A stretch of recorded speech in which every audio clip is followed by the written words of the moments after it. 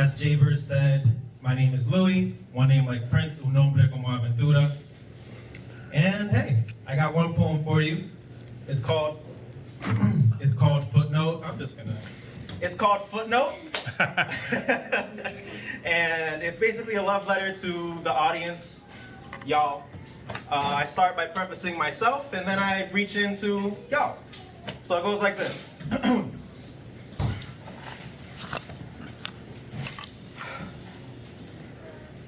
Every room I step into, I do so with my aura in italics and an asterisk above my head like a halo. God willing, my goodwill isn't taken out of context, just look into my eyes. See how many places I've swum and felt like a fish out of water. Take your time. Linger around the calluses on my corneas and note the hints of oak that stem into pools of passion. My perseverance sticks to my shadow, that's the pressure you feel from my presence. My voice box emits foreshocks, so sometimes I make the atmosphere tremble before I even say, Word around the block is, my spoken words are more like incantations, flying out of tons of tomes, that's poetry in motion. Time after time, these mics are my magic wands. I transform venues into living rooms. I flick my wrist and duplicate. I flick my tongue and duplicate. I flip my tone and duplicate. And on the surface, it may look like Attack of the Clones, but really it's just me, myself, and I trying to make you feel like you're right at home. Just look into my eyes. See how many places I've been, a wallflower that looks like the life of the party. Our eye contact feels like floating in a pool on vacation. It's fluid, it's high vibrations, lowering your blood pressure. It's goosebumps up your arm and shivers down your spine. It's a velvet whisper on the nape of your neck. It's the vulnerability on the tip of my tongue, softly knocking on your eardrums. It's the fact you can feel my soul is a worthwhile addendum with source material that can fill at least 30 libraries. It's the wrinkles on the palms of my lips that smoothly massage the awkward pause in our conversations. It's the hands of my ears that open up to catch what you're saying, not just to hear you, but to feel you, understand you, pick up what you're putting down, pick you up when you're down. Each page I print my foot on needs to know that this is a safe space, at least in my orbit, at least while I'm here. Tell gravity we're the captains now. Tell Mother Earth we're staying out past curfew tonight and dancing with the stars until they write books about our story. Romantic comedies, platonic adventures, research papers about how we found the meaning of life in each other, then lost it on a road trip. Flashy whodunits investigating what killed the past versions of ourselves to evolve into the future version of ourselves. Trashy comics about nothing, encyclopedias about everything and everything else in between. And God, do I love figuring out what that everything else in between is. I don't mean to disrespect your pages and the way you were created, but I'm out of bookmarks right now, so I have to earmark your corners ever so slightly. I'm sorry. Please forgive me. It's just that you make me want to write notes in your margins and highlight the words that make you you and make us us and make me me, but we only have so much time together. So I flip the page and duplicate. I flip a phrase and duplicate. I flip words on stage and duplicate. I flip my brain into turning this moment into some kind of memory and duplicate. I transform living rooms into the warm embrace of bedtime where our eye contact feels like floating in a pool of stars on summer vacation. Hoping that one day I can breathe in the ether of the Milky Way and spill out the right spell of words that make eye contact stop time so we can tell stories to each other together forever. Thank you. Please give a huge round of sound for Risen. All right.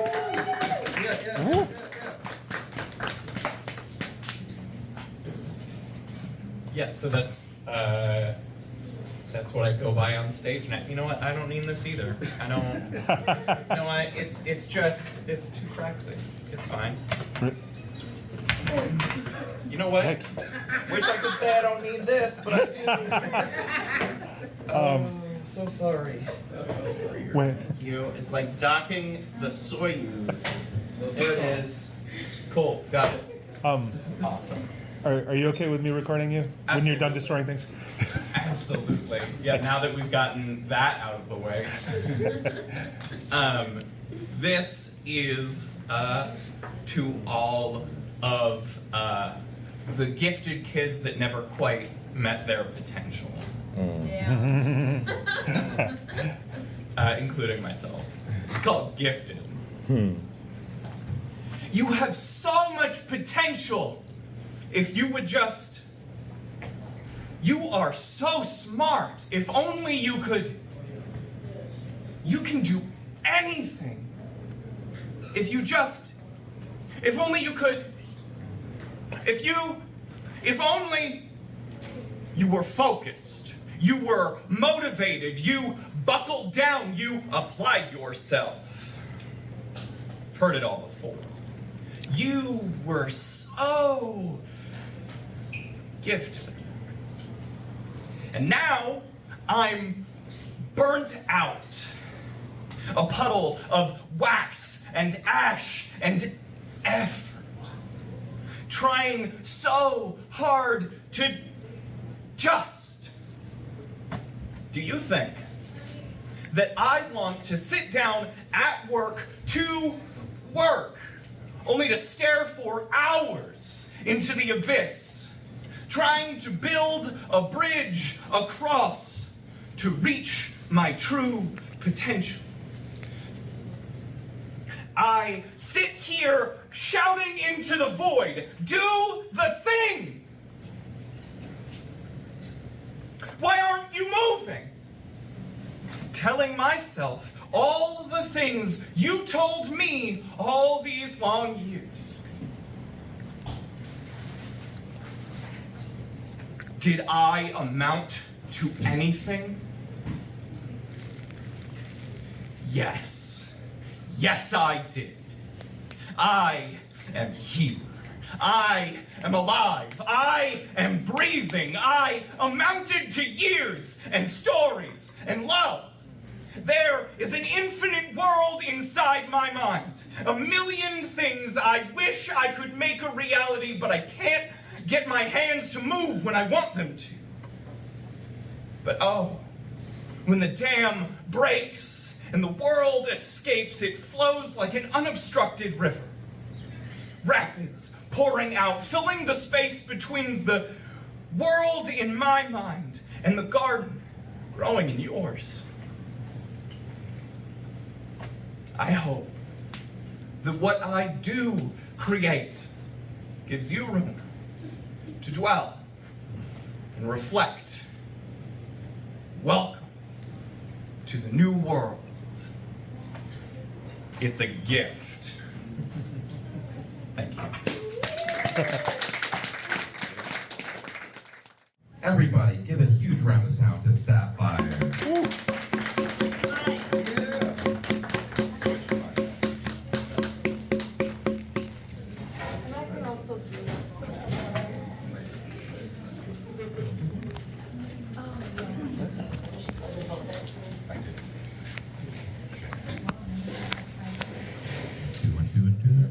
Hey, this one's better. You don't have to use it if you don't want to. Okay. Okay to record?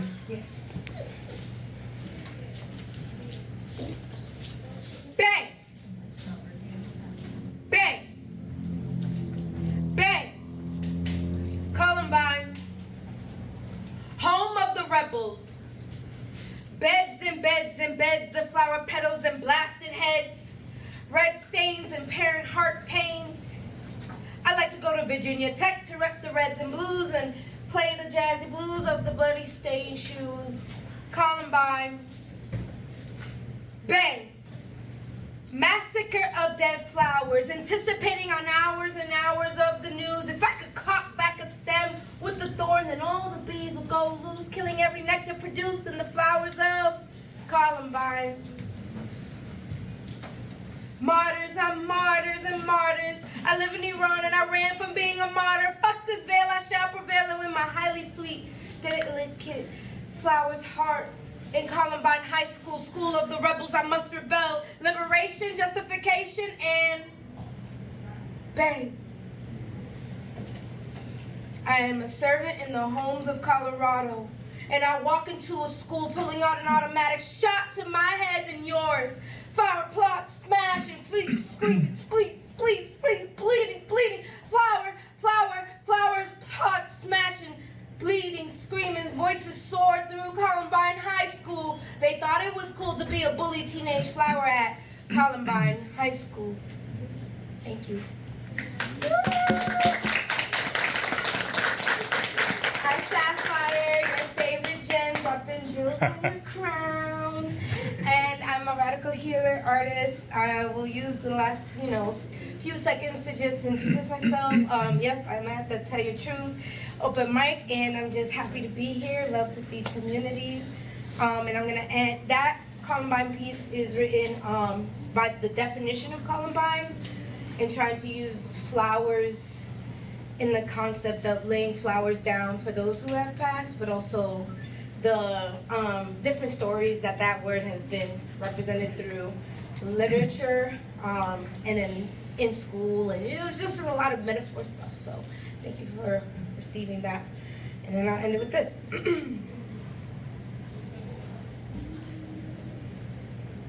I'm a blessing, I'm a blessing, I'm a blessing.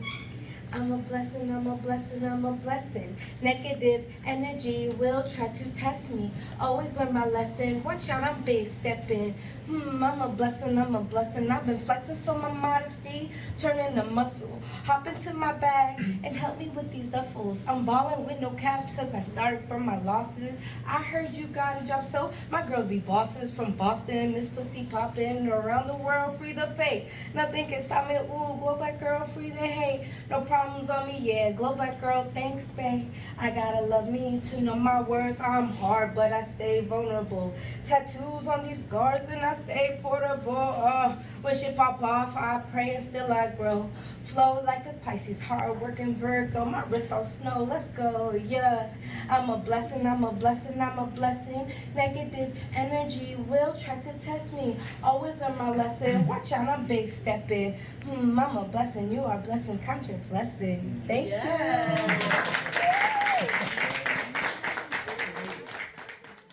Give it up for Nelson.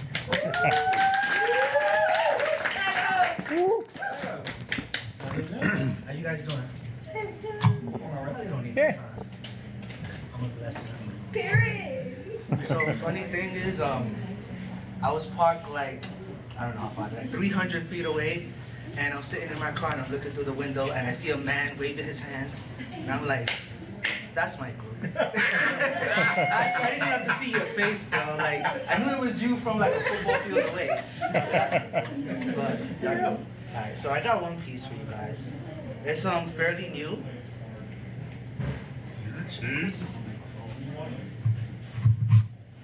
Why not? Why not? Alright. It's called lasagna. When I die, eat lasagna on my grave. But not that weak shit though. I'm talking about the lasagna that Garfield dreams of. Do not bring some half-ass bullshit to my grave. If you use cream cheese instead of ricotta, I will knock it out of your hands. Restaurant bought is fine, but frozen box lasagna is not.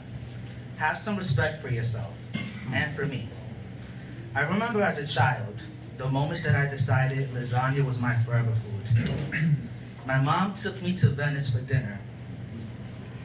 Not Venice in Italy, Venice in the South Bronx. It was an Italian restaurant. And I'm too young to remember why, but I'll always remember that night, everything seemed so perfect. Everything felt right in the world. So that was one of my favorite things to do, to go out and eat with my mom. But when we didn't go out to eat, I would sit with her in the kitchen while she cooked. When she made dinner, I would lick the empty sazon packets until my tongue was red. And when she made a cake, she'd let me have the spoon we mixed it with. I forget about the world outside. That kitchen was my safe space with my mother. Food was our safe space together, and lasagna was my safe food. She tried her best to give us a nice clean home, but no amount of scrubbing could erase the roaches and water bugs. You learned to look into your cereal bowl before you took a spoonful. I'll never forget the time my sister stepped on a bug barefoot and almost threw up, and we all laughed our asses off. On the way to school, the floor was littered with red and blue top crack vials, which served as a personal game to see if I could crush them all with stomps that reflected my need to distract from the trauma of being poor and hopeless. The school bathroom toilets, routinely blown up with N80s, reflected the explosion of gang violence in the late 90s, actualized by reports of faces being slashed with razors and bubble goose feathers floating in the sky as unintended casualties. Puerto Rican women chasing their spouses down the street with kitchen knives as he screams about a misunderstanding. True story. I remember the first time I felt like a plate of lasagna betrayed me. My ex learned that I love lasagna, and she decided to try to make one. She was so proud, and I was ecstatic until I took my first bite. My painful realization that she used cream cheese instead of ricotta. I was so disgusted and upset that I legit wanted to break up with her. I didn't at that moment, but eventually I did. So the moral of that story is, do not use cream cheese instead of ricotta. I remember my mother's lasagna being balanced in all areas: meat, cheese, and sauce. She was my superhero. She could do no wrong. A single mother of 3 in the ghetto working to provide for her children, coming home after a long day and still cooking us a delicious meal. Sometimes a lasagna, sometimes a cake, but always with that feeling of safety and protection. In that kitchen, with my mother, that became my safe space, and lasagna became my safe food. So to be honest, I have no use for flowers. So instead of visiting me and leaving those on my grave, visit me with a plate of your finest, cheesy, saucy, and delicious lasagna. Have a seat, eat, laugh, and remember our good times. It's time we remix how we mourn our dead, because we're all gonna die. So in life, we should have a say of how we want to be celebrated and remembered. So when I die, I want you to eat lasagna on my grave, because lasagna was my safe food. Lasagna was my safe food. And with me, even though I may be gone, we will always be in a safe place. Thank you.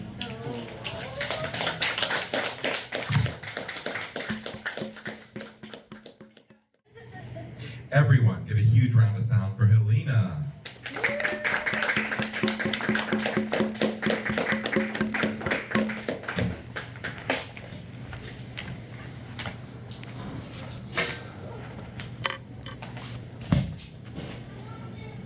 Let's see if the mic works. Recording cool? Yeah, that's fine. Alright, this is Everything Happens for a Reason. I could be mad that I was I'd be mad about that. We'll start over. I almost shit myself. No, just kidding. I could be mad that I wasted so many years with you. That I missed all the signs early on. Oh, so many signs. There were so many signs everywhere. I see them so clearly now. But what can I say? I was intoxicated most of the time, numb, with all the drinks and bowls you would bully me into doing with you. I see the signs now. I believe everything happens for a reason. We did have a lot of fun together, in between you mistreating me. I think back, at least we went on so many trips together. We went on so many cruises together. That's how you were able to trick me for so many years. You would act horrible and then book a trip. What could I say? I would foolishly go along with it. Everything happens for a reason. If it weren't for you, I wouldn't have ever moved out to Utah and made so many fun memories. Hiking in the amazing mountains with my girlfriends, skiing and snowboarding alone in the amazing, beautiful, and enormous mountains. I loved all of it. Everything happens for a reason.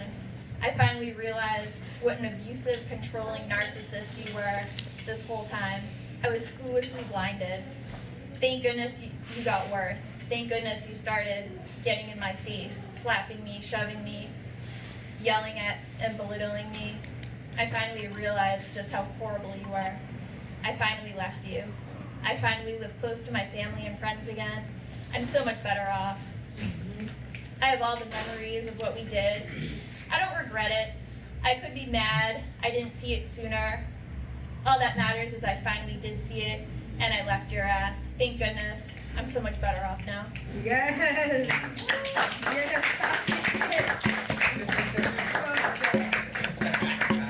And I got one more, it's a short one.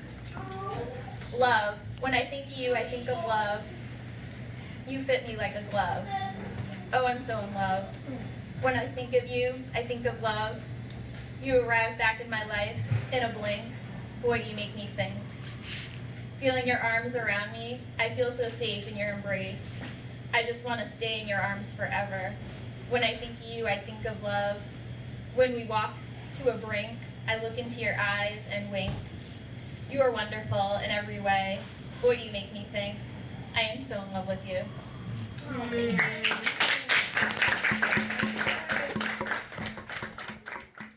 All right, everybody give a huge round of sound for Chris.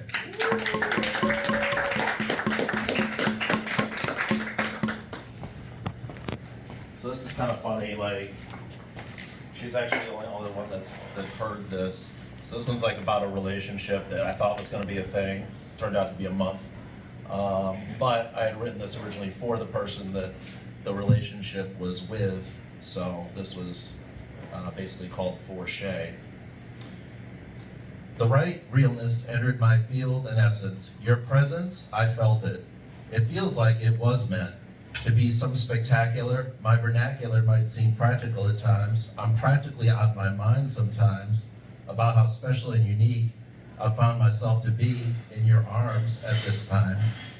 Love lines that shine out of the corner of your eyes like radiant stars on Mars when you take my breath away and bring that warm safety into my chest like a soft, safe embrace, a place where I can lay my face down to rest after I put myself through life's latest test and know it's safe because I've come home.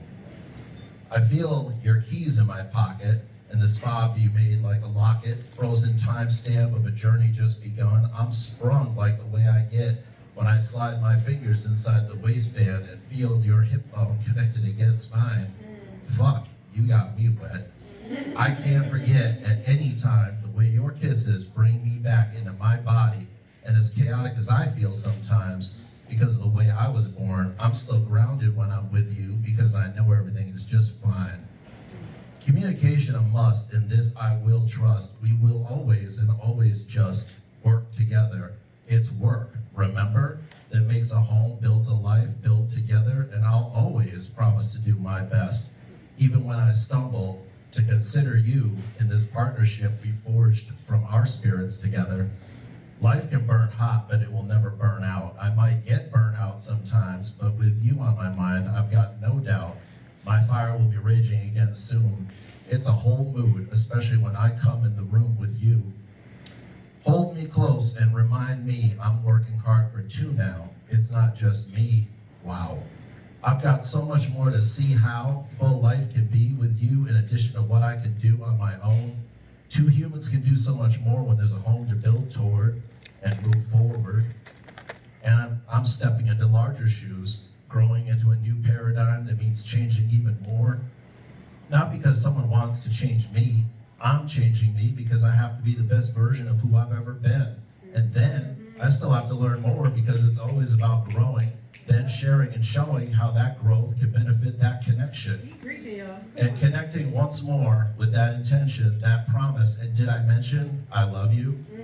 The essence of what exists in front of me, imperfect, not on a pedestal, not just some sex goddess, not just some idea of a dream I never had fulfilled as a child, but a real fucking woman is standing next to me saying, I choose this with you.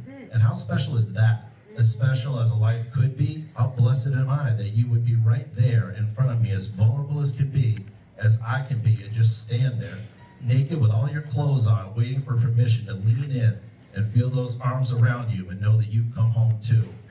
Thank you for welcoming me in and accepting. There is no greater gift than this, accepting and accepting responsibility to do our very best to honor this time we have chosen to be together. I'll accept it every day and welcome the choice. Your voice in my ears brings tears of relief that I feel heard. It's so nice to be seen without judgment. It's so nice to be given the truth to work on becoming who I would hope to become so that you can feel constantly, consistently safe and vocal to stay sane. We align and we have our own vibe. I'm inspired. And my heart's desire is so full to build fire with you. I'm inspired to create dreams with you. I can only be as strong with you as you allow. And when we work together, it's with you I can see a great future unfolding. And it's safe for both of us. And that's life worth living, and that's love worth giving. Did I mention I love you?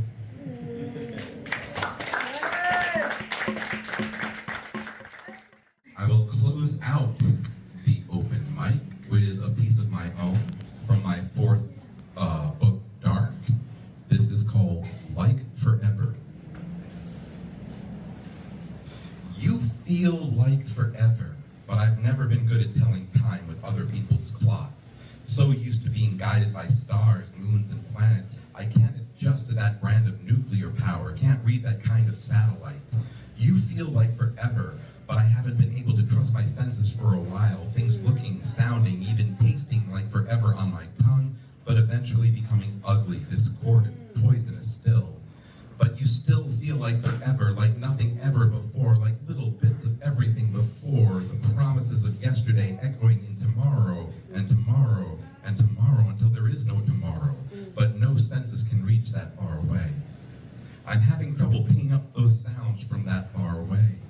Just as I feel your words putting more distance between us, the connection growing more and more static, stretched, stagnant, like pools of salt water sitting waiting behind my eyes. I am sitting waiting behind my eyes, waiting for my forever, waiting forever, but forever feels so far away. The further away I go, the further away you grow until I can't feel you, and I want to feel you with me, even when you're not with me.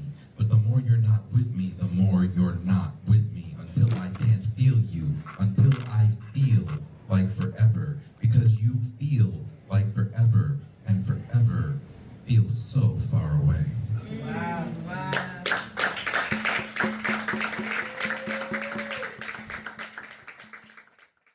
If you guys hear something you like, you can snap. Can we all snap? We can clap. Can we all clap? We can stomp our feet. Everyone stomp their feet. Yeah. These are all valid noises. If you want to like yell, scream, you can do whatever. Say that's my friend. Like all that stuff. It's all valid. So whatever. If you hear something that you like and you want to make noise to it, go for it.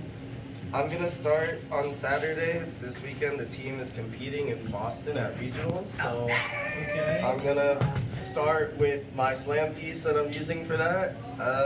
We'll see how it goes because I'm trying to practice it more and more every day. All right. Self-portrait as a hit 'em up piece.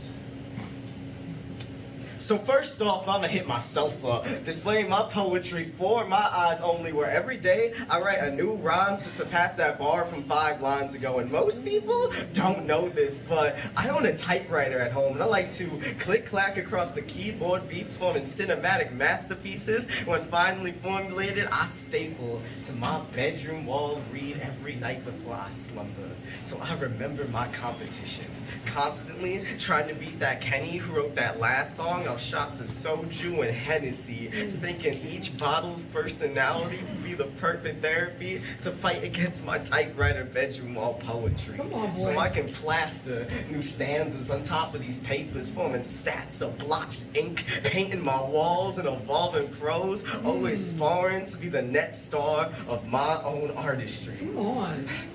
And as I recite this free verse, I am trying to be a Kenny who is better than the rehearse, chasing the poet that I envision to have details written about me in a Pokedex. I'm asking myself, Kenny Catch'em, a Kenny who lofts in baseball dugouts where the cadence of my lyrics can keep up in quickness to pull off clutch inside the park on run, stealing all the bases. I must face to keep my beat in bass, and Kenny beats the right lyrics, producing type beats that, actually rival the triplet double entendre formed earlier. So it strikes heartstrings and audience members to yell producer taglines at you like, whoa, Kenny, striking the right undertone to pimp out my broken overtone storytelling so I can delicately hit each minuscule pressure point of a butterfly, like I'm a master kung fu Kenny. And Kenny, geez, please stop forgetting to add the musicality so you can harmoniously dance with the steps of your drumsticks. And remember that the beauty of smooth jazz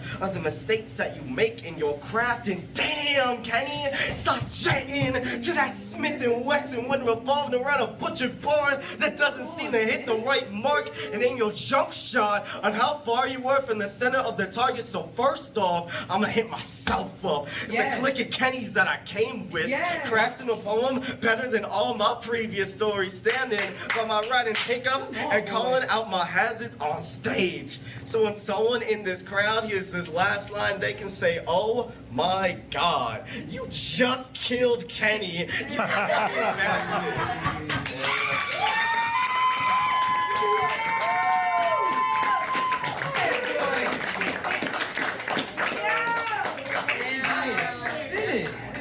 If you didn't know my name, it's Kenny. Yeah. So that poem I wrote that when I was like really mad because I felt like I wasn't getting better at writing and performing. So I wrote it with the intention to literally teach myself how to get better. Well, you did well, sir. Thank you. You killed Kenny. Yeah. Yeah, I wanted to kill off all the old Kennys. And so yeah, it was putting a lot of pressure and expectations on myself. And this is the new poem I'm gonna do, or the next one I'm gonna do is a very new poem. So we're gonna New shit. So this one's kind of related, different tone, but related theme with just a lot of pressure. This time, not pressure I'm putting on myself, but pressure I feel like I'm getting from others and trying to overcome that. Because I think sometimes people put a lot of expectations on you. So this new poem is titled Kid Icarus. If you look up, all you will see is my wings burning, my self-esteem, a D&D fireball orbiting directly into my soul, ablazing my fears that I'm told I must live up to expectations exceeded and prerequisites needed to reside my writing with the stars. Recently, I learned that my words don't have to revolve with the sun, but when they exit the stratosphere, they're expected to never come crashing down. Flutter fits feathers persistently, never losing energy, never lose force, but physics works against me, and I'm sorry, y'all, but I can't combat gravity for you. And when my poetry pushes past this pressure, so my stanzas are two-stepping with sunlight, my shoelaces act as candle wicks, singeing my aerodynamic rhyme schemes, defaulting to burnt out lyrical miracles. And when you're this high up, the fire I was expected to spit can't stay lit without breathing your oxygen, so I begin to plummet, falling backwards, staring at a starry night. I love this view, because at times it's easier seeing people dance with the stars when you believe you can't dance too. And I've been forced onto too many pillars forced me to put on a show I wasn't mentally prepared for. My ex expected me to love her less, so I left. My friends expected to not let our relationships fester, so I left. My dad saw high grades, expected me to be the best, so I left. And when no one was looking, by design, I flew still too high to the sun. Let the wax on my feathers drip like tears, swimming along this downward stream to rest amongst the blades of grass. So there's no need to look up when you talk to me. I'll swing for your legs, away from conversation, because I am not your inspiration. I'm not your savior. I'm no demigod. I'm no hero. My spidey senses still tingle that I'm just a kid figuring out how to even put my wings back on so I can soar again. Hey, wow. That's the newest thing I've made, and I'm trying to work on it, so hope you'll like that. Yeah. That was so good. Yeah, thank you.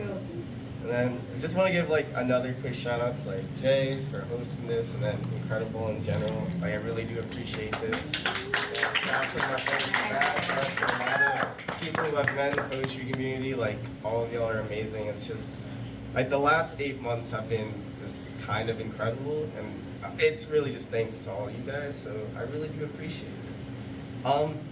This next piece is a personal favorite. I'll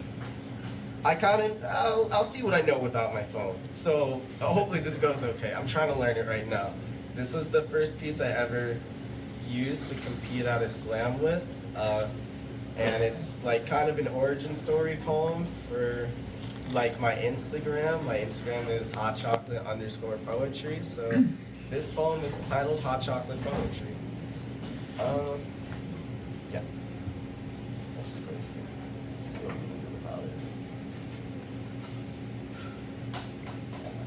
And you will never see me with a cup of coffee gasping for imported Brazilian coffee beans at the end of 9 to 5 Starbucks lines where the cashier gets mad when I say the word medium over their vernacular choice of a grande. And if you ever see me holding on to that green siren, then that means I've given up on all my innocence. I see my past in every cup of steamed milk and melted chocolate topped with freshly grated cinnamon shavings and cushiony marshmallows that fog up my adulthood, reminding me about the last time I shoveled snow. And it's just like a scene taken straight out of Ratatouille, letting all my Anton ego go. Because my brothers and I, we only knew how to shovel snow. And if you don't have a father who is a school janitor, then I will tell you how that story goes.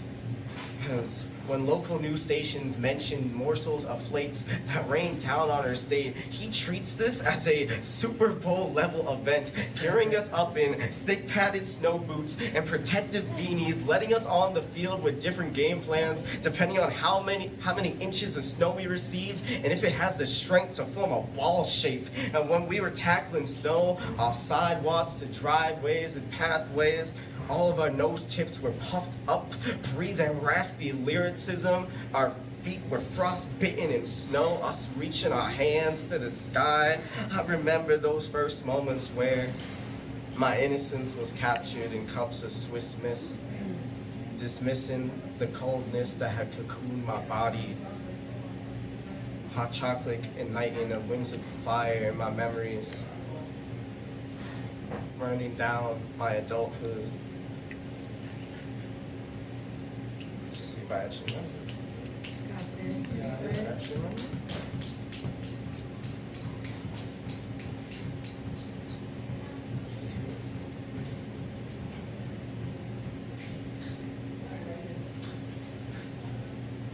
Yeah. I remember those first moments where cups of Swiss Miss dismissed the coldness that cocooned my body. A whimsical fire igniting my innocence, keeping me away from adulthood, where I'm reminded that I have to do my job, where it used to be 150 lab mites, but now it's only like 17, where I have to pay off all my gas and utility bills, feed my cat, take the trash out, so you know I will never steep my memories in life and coffee. I'll always stray away from it. prefer hot chocolate. When I'm done with this snow day, I'll remember to always play this record on loop. Thank you.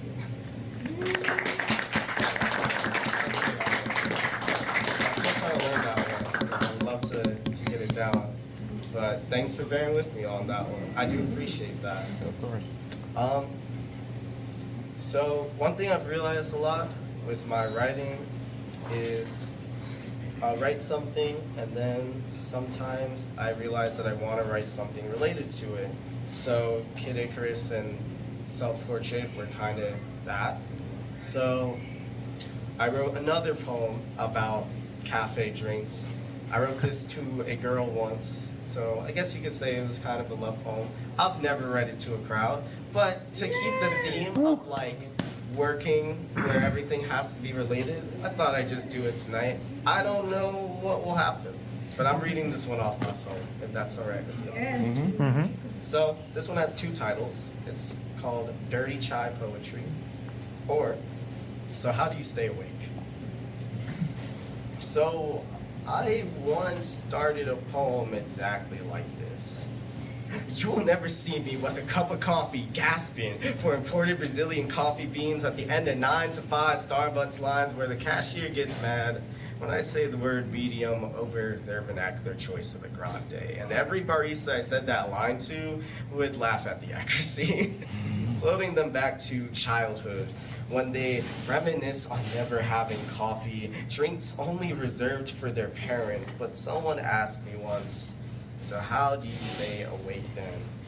Which I responded with, you will never see me with a cup of coffee gasping for 40 Brazilian coffee beans, blah, blah, blah. You know the rest of the story. But I met this girl once who loved her dirty chives.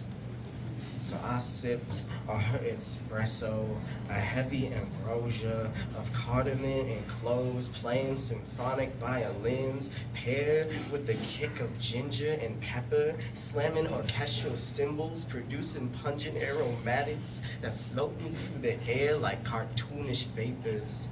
Towards my puffed nose, she was my breath of smelling salts, awakening me from my slumber. Her and I, we would love our little cafe dates, and we always share our food. So I order the hot chocolate, she gets the dirty chai, and I drink on her black, statuesque, strong, and sweet waters, opening my eyes towards her, realizing how similar her irises are to the chai. Strong in her presence, as she gently warms my body, each hug acting as whiffs of fresh air. I get high on her smoke, wrapping my dreams in individual wool hairs I encounter every time I try and count sheep before I lay my head to sleep. And sweet are her lips dance on top of my forehead, the black strands of her hair tickling the ends of each nerve receptor, acting as an internal alarm clock each sunrise morning, telling us our slumber is over, greeting each other with our drink of choice intimate shaded eyes. So when I'm asked, how do you stay awake then? I stare into their eyes and ask, have you ever had a dirty chai? Thank you.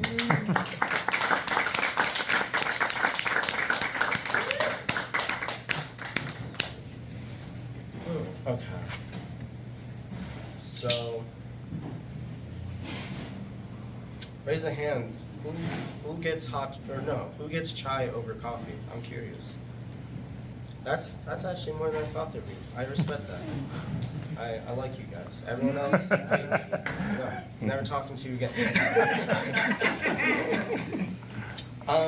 So I got some more poems for you.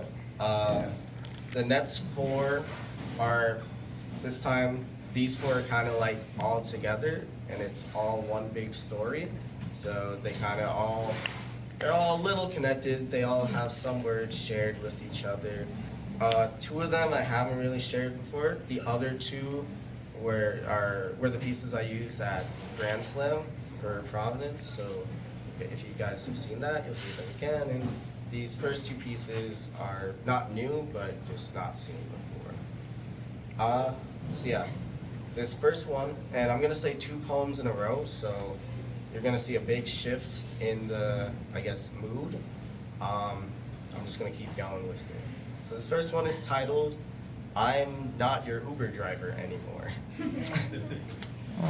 Trying a relationship with someone who doesn't know their wants and needs is like being a really nice Uber driver for a drunk person. I already passed your stop 5 blocks ago, but we keep revolving around these same streets because you're not functional enough yet to leave my car. And somewhere you lost in the seat cushions is your house key. You're telling me secrets your parents don't know, and I keep listening and responding, but I don't actually care anymore. You're definitely not bringing your baggage to my place. So I'm throwing out plastic bags for you to throw up in, but it doesn't matter. You still puke on my seat cushions. You're asking me for air conditioning, rolled down windows, and heated pillows. You're hot and cold with all your wants, and now I'm shivering from my sweat, sweating from my shivers, and honestly, I want to yell at you to please get out of my car. This isn't a taxi. I don't benefit off your extra mileage. I'm the only one actually putting their foot on the gas.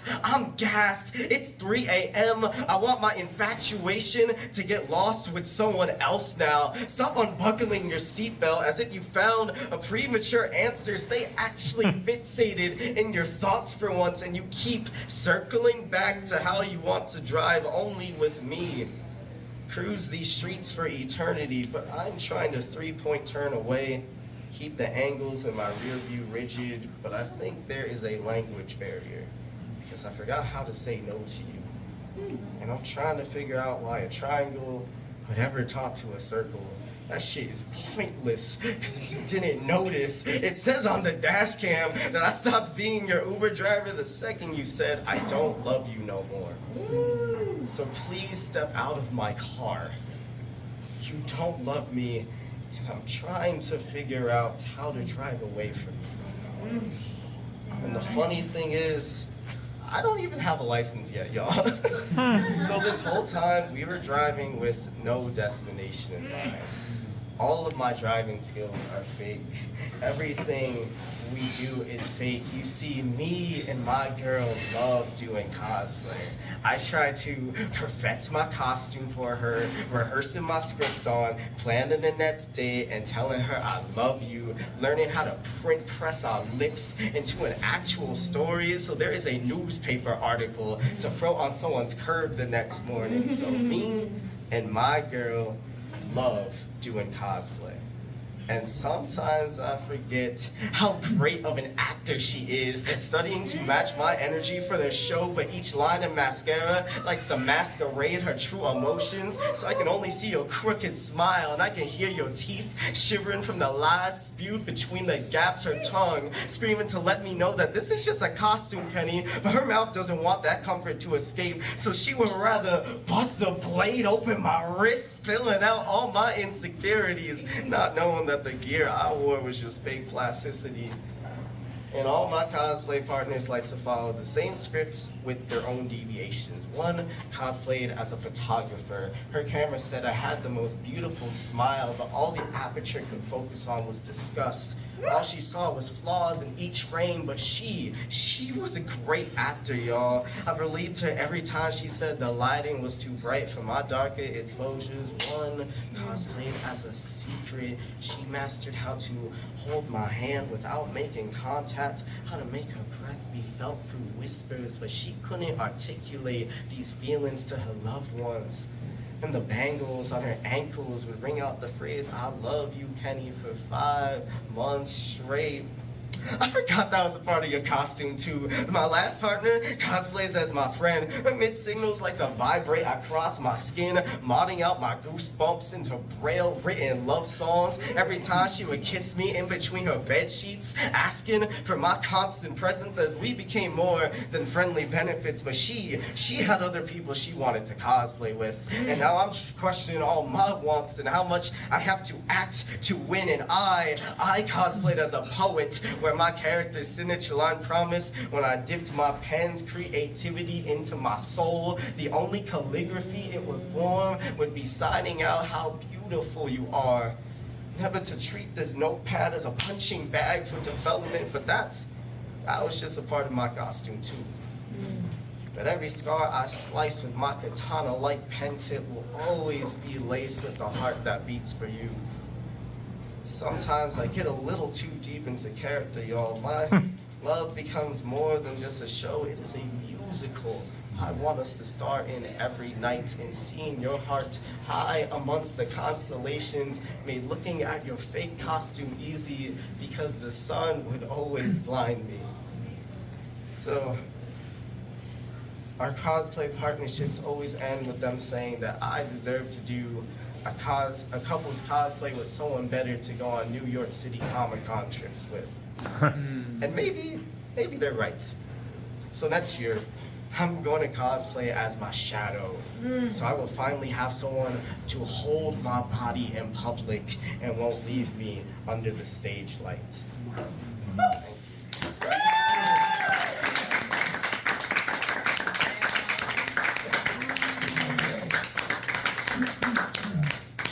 My friend Isha said the phrase couples cosplay to me once, and I wrote a poem the day after that.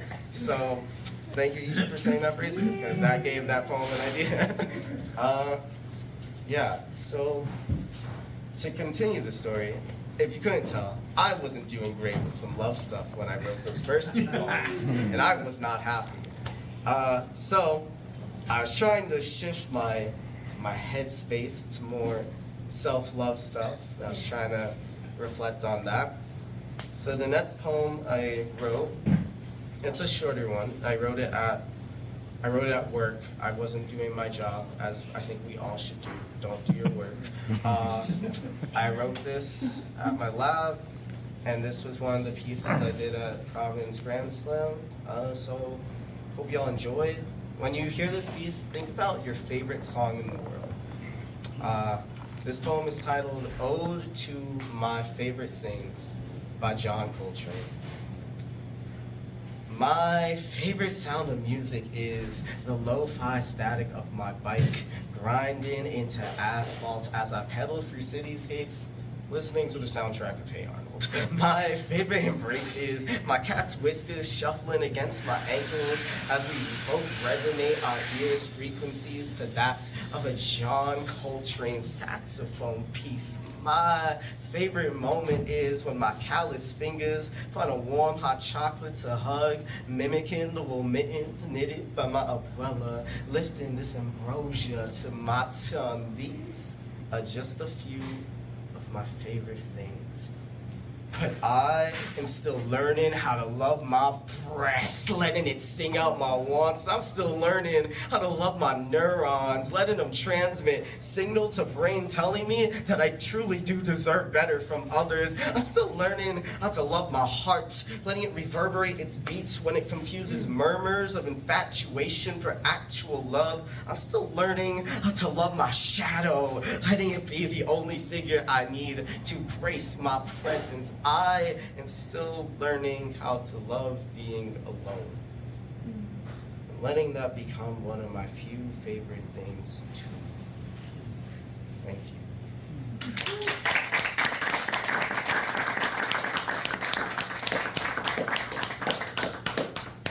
How much time do I have? About 5 minutes. 5 minutes? Okay, good. I'll try and do like 2 more or something. Yeah, that's good. Oh, cool. Yeah. Alright. So I originally came here with like 8 poems of mine. I'm at the 8th one, but I told some friends that if I had time, I'd do the 9th one. So I think I'll try and do the 9th one too. All right. But this 8th one, this is the other poem I may do this upcoming weekend, and this was the last poem I did at Providence. I should actually do it without my phone because I need to practice it, and we're just gonna put that away. It's titled To Pimp a Caterpillar, and this is like the final poem for this 4-poem set list. So here we go. To Pimp a Caterpillar. In 2016, I heard Kendrick Lamar say the phrase, "I love myself."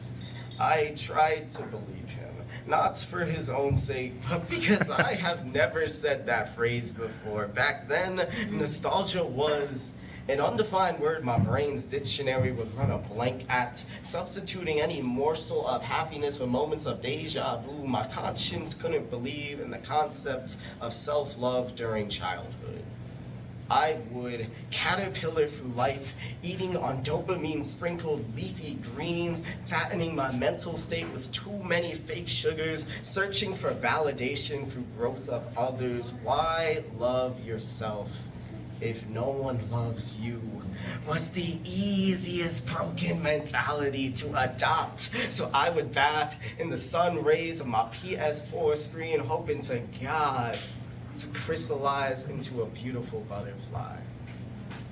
7 years later, I am still gaming the system as a caterpillar, inching my ways through life's thorny terrains, unpricking the depression-filled needles that shackled my thorax, diving deep into my rib cage to understand why my heart only beats when it's in relationships. Because I used to think that growing meant evolving, that you have to step up and metamorphosize into something bigger than what you are, but that is not growth. Growth is kaleidoscopically melting into your eyes, seeing your future, realizing that self-love is on the horizon, that you are still standing, that you got out of bed this morning, that your breaths aren't being choked out. Each cell is singing that they are alive, carrying your footprints to traverse the world. Go to a cafe. Drink a hot chocolate. Meet a girl, but know that her presence isn't required to love yourself, because when I heard Kendrick Lamar say, "I love myself," I would get caught up on the I. And when I got past love, it would only end with you.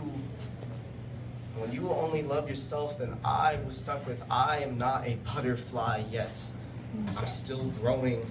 I don't crystallize yet. Life is still showing me obstacles to overcome before I can paradise into my cocoon, migrate into my pimped out dreams, canoeing on Cancun streams, compelling my caterpillar-like body to stare at my reflection and say, I really love myself today.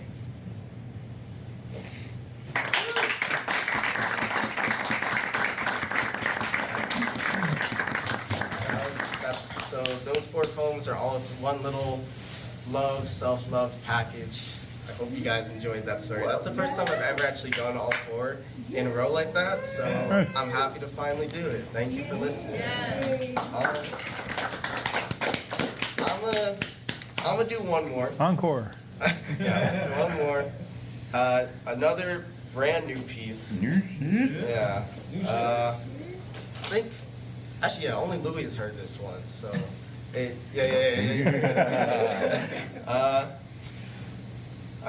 yeah, we'll see how it goes. I've been trying to work on it. There's definitely some stuff I want to work on, but here we go. This poem just kind of has that feeling of those, like, lo-fi playlists you see that are titled, like, 3 a.m. playlists. Like, that's what I kind of went for. That's the vibe, but it's also little louder, so we'll get into it. It's titled 3 a.m. Studio Sessions. At 3 a.m., my fingers like to sample the sound waves that swim across their tips at night. With one click of drum pad, they record passing motorcycles. Their screeches attempt to scare each cuticle to sleep. And drag races are just vocal chops of The Rock and Vin Diesel, equally fast and furious right before the cops appear to break up the function outside my bedroom window. And their police sirens remind me how blessed I am to be confined by my bed sheets.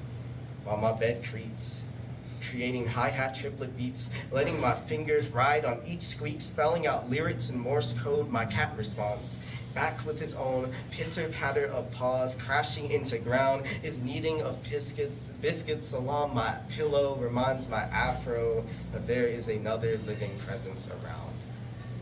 Each sampled sound from a song at night, where my voice wants to be artist, producer, and singer. The folds in my vocal cords want to form ballads, serenading away from conversations during the day, where my voice was only a song's feature. No, my thoughts were only the scribbled writer's credit under a hit song after misclick for more information on Spotify, as if my existence was an afterthought, where my string of syllables define an original chord progression, imprinting in one's memory where they hum hum my words melody as a reminder that I stood with them today, pretending to just be a ghost along the score.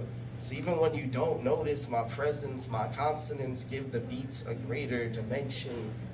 Because at night, that is when my brain is the loudest. Neurotransmitters want to be screamo, yelling out signals where I preach all the things I don't say. My dirty laundry acts as an audience. They collect back through their aroma. Me stank facing, knowing they heard my story. My walls start to tremble, blasting off confetti paint shavings, and the monsters in my Yu-Gi-Oh cards reborn themselves. They can hear how alive my spirit is. Mosh pitting with my stuffed animals and Funko Pop swinging viciously, because this is the only time my words feel like they have a punch where I can say fuck a mic, I'ma go a cappella, because at 3 a.m. my bedroom is a concert venue where every single semitone reverberates off each other, echolocating my thoughts to the world, deepening my decibels so I direct everyone's ears in my direction, pointing at all the lines I spit, but sometimes I forget how loud my silence can be, how quiet I want my poems to trail. So they rest in someone's ear, tap against eardrum, a Morse code of all the words I didn't say that day. I forgot all the thank yous, all the can you please help me, all the I'm sorries. I forgot all the I love yous.